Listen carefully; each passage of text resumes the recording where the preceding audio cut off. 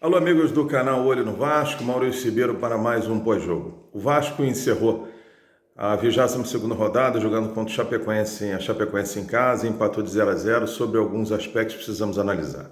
Primeiro que o time do Vasco fez um jogo muito pobre. O time do Vasco fez um jogo, mais uma vez, da dependência do Nenê, que quando a gente vê lá para o segundo tempo, inverteu, foi lá para o lado direito para tentar puxar essa bola para dentro da área.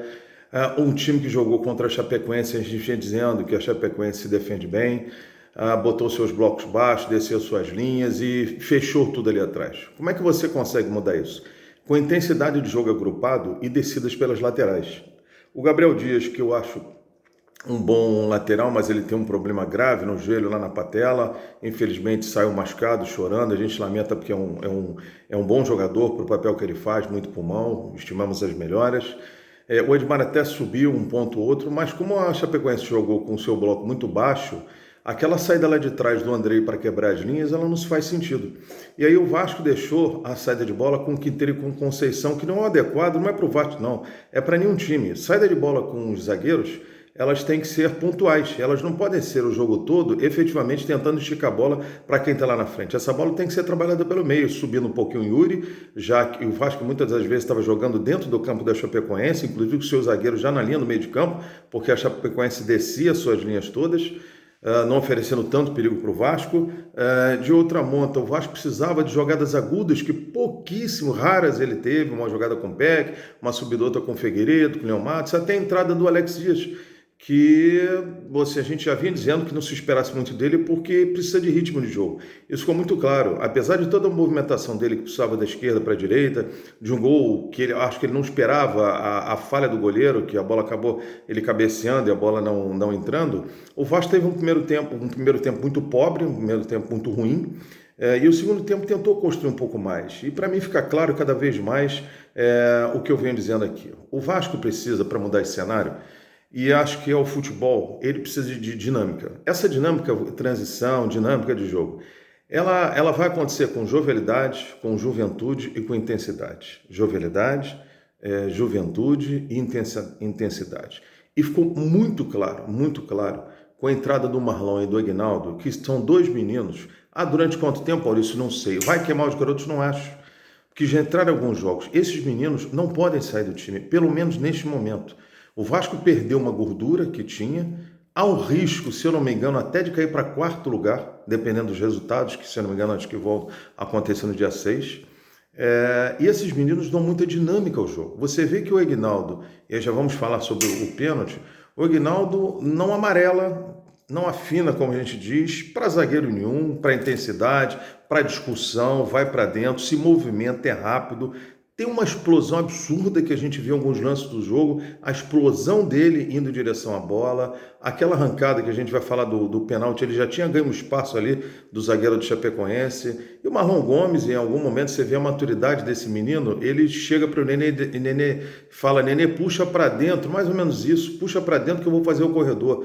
Você olha para esse menino, aposto está enganado, mas é de uma frieza, de uma tranquilidade para jogar, que você não vê esse rapaz sentir o peso de jogar com a camisa do Vasco. E ele já pede passagem há um tempo. Eu já venho dizendo lá atrás que eu já teria começado com o Aguinaldo e com o Marlon Gomes. Então, com essas ausências agora de Nenê, de Palácios, de Yuri também, eu acredito que ele possa aproveitar.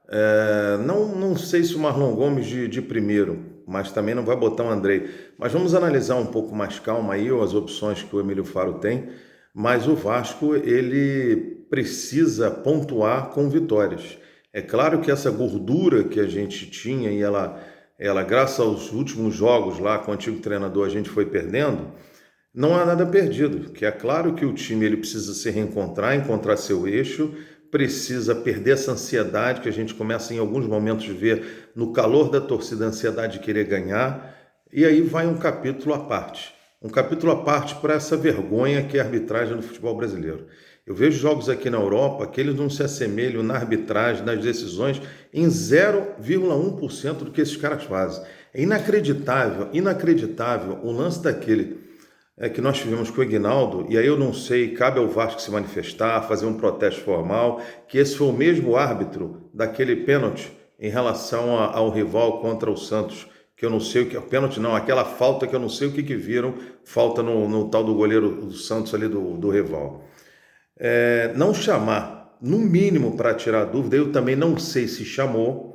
Atenção, o Vasco precisa se manifestar, eu acho que tem que exigir a comunicação deste lance para saber se o VAR chamou, e se o VAR chamou e o cidadão, o árbitro, que foi horroroso, pavoroso, prendeu, picotou o jogo inteiro, não deixou o jogo andar, né? Não deixou o jogo andar e irrita os jogadores e a torcida, e aí tem que se entender por que um cidadão, se o VAR chamou, se o VAR não chamou, é outra vergonha não chamar no lance desse. Fica muito claro nas imagens, e a gente de casa não precisou nem de replay, que o zagueiro da Chapecoense, ele vai com o cotovelo nas costas do Aguinaldo, que já tinha ocupado o espaço.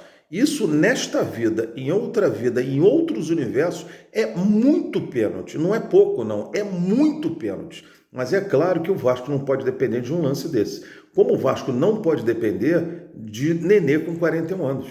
Não pode. As transições do Vasco hoje não aconteceram. Por quê? A Chapecoense estava em bloco baixo? Estava. Mas se a gente tiver dois laterais agudos e rápidos, e aí atenção para o Paulo Vitor, que foi contratado do lateral esquerdo, e o Vasco urge de um lateral direito, se a gente tiver isso, com a saída do Andrei ali, num time como esse, o Vasco pode conseguir surpreender. Porque, taticamente, o Figueiredo e o Peck, eles procuram fazer até bons jogos.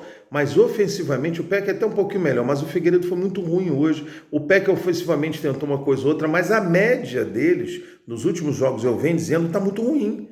Caíram muito de produção. Não sei se é desgaste físico, o que é. Mas, vamos aguardar nesses próximos 10 dias, que o Vasco até o próximo jogo tem como descanso, que haja regeneração dos atletas, a parte da fisiologia, a parte da Maíra, a psicóloga, que eu acho que é muito importante para não deixar a ansiedade tomar conta, e o Vasco consiga encontrar o seu eixo de novo. Pega a Ponte Preta com desfalques do Palácio, do Nenê e do Yuri, volta a dizer, esse menino Palácio para mim, ele não rende o que se espera, ele parece que não está integrado ao clube nem à equipe, parece que já entra um jogador cansado, um jogador sem dinâmica, mais preocupado em reclamar. Você pegar o tempo que ele foi no chão reclamando, é o tempo que o Vasco perdeu de posse de bola. Então que o Vasco encontre o seu eixo, o Vasco se organize de novo, fez um jogo muito ruim, parabéns novamente à torcida, que foi um espetáculo, é de emocionar como essa torcida gritou o jogo todo. E não desanime, que nós vamos subir, e a torcida tem que continuar fazendo isso. Aonde o Vasco for, tem que lotar, comprar os ingressos com antecedência, com rapidez, continuar empurrando o time, que essa é a grande força do Vasco. A força do Vasco é o conjunto, e o conjunto não só dos jogadores, mas o conjunto da torcida, da explosão do que a torcida faz a favor do time. Tem jogos que vai bem, tem jogos que não vai bem, e o Milho Faro bem falou na coletiva, foi bem objetivo, bem simples. São vários aspectos, mas tem hora que não funciona. E o Vasco hoje não funcionou como devia. E não é para a gente achar, o time não. Eu falei, não gera expectativa do Alex Teixeira, que ele precisa de ritmo de jogo. Então vamos aguardar o próximo jogo, o Vasco com descanso. Para mim pareceu o Vasco um pouco cansado também, os jogadores um pouco nervosos por conta de todo esse contexto. E aí, mais uma vez, dá-se a responsabilidade também à arbitragem, porque não pode picotar o jogo como picotou, não pode parar o jogo como parou, posicionamento, forma de correr dentro de campo, às vezes atropelando a bola, atropelando a jogada, e eu realmente não entendo. Eu vejo jogos aqui na Europa que isso é inadmissível acontecer isso, você não consegue imaginar uma situação dessa que não acontece, o cara não chamar. Eu não estou me lamentando por essa questão, porque o Vasco não pode depender de um lance para ganhar um jogo. Agora, não pode ser essa vergonha, que eu não sei se o VAR chamou ou não, cabe a gente buscar essa informação. Agora, não dizer que aquilo foi pênalti foi vergonha. E o do Andrei, não adianta falar que a imagem vai ficar clara que ele toca na bola.